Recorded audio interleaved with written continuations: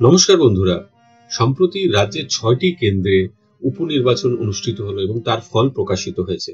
Postal ব্যালটে রাজ্য সরকারি কর্মচারীরা কেমন ভোট দিয়েছেন শাসক দলকে, সেইটা এই ভিডিওতে তুলে ধরছি। অর্থাৎ রাজ্য সরকারি কর্মচারীরা শাসক দলের প্রতি কতটা ভরসা রেখেছেন সেইটা এই ভিডিওতে আমি আপনাদের সামনে তুলে ধরব। পোস্টাল ব্যালটে সিতাই কেন্দ্রে দেখা যাচ্ছে মোট ৩৬০টির মধ্যে ২৩২টি ভোট শাসক দল পেয়েছে, অর্থাৎ ৭৫.৫৭%, যেটা শতাংশের নিরিখে অনেকটাই।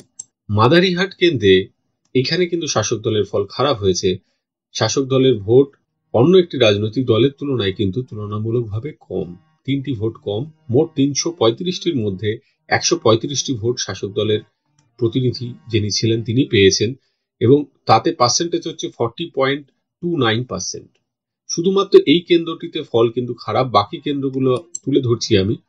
নৈহাটি কেন্দ্রে শাসক দলের যিনি প্রতিনিধি ছিলেন তিনি ২৯৯টির মধ্যে ১৬০টি ভোট পেয়েছেন, অর্থাৎ 53.51% ভোট কিন্তু তিনি পেয়েছেন। হারোয়া কেন্দ্রে ১৫০টির মধ্যে ১১৫টি ভোট শাসক দলের প্রতিনিধি পেয়েছেন, অর্থাৎ 76.66%। মেদিনীপুর কেন্দ্রে সেখানে ৩৩১টির মধ্যে ১৮৪টি ভোট পেয়েছেন, অর্থাৎ 55.58% ভোট শাসক দলের প্রতিনিধি পেয়েছেন। এবং তালডাঙ্গা কেন্দ্রে ৭৬৮টির মধ্যে ৪৭৭টি ভোট পেয়েছেন, অর্থাৎ 62.10% ভোট পেয়েছে। অর্থাৎ একটি কেন্দ্র বাদ দিলে দেখা যাচ্ছে সব কেন্দ্রগুলোতেই কিন্তু শাসক দলের প্রতি রাজ্য সরকারি কর্মচারীরা পোস্টাল ব্যালটে তাদের আস্থা রেখেছেন।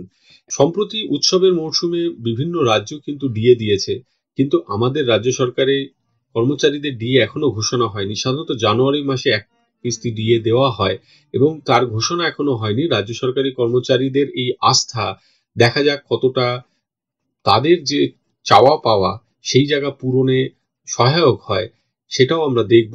সকলে ভালো থাকবেন, সুস্থ থাকবেন। ধন্যবাদ।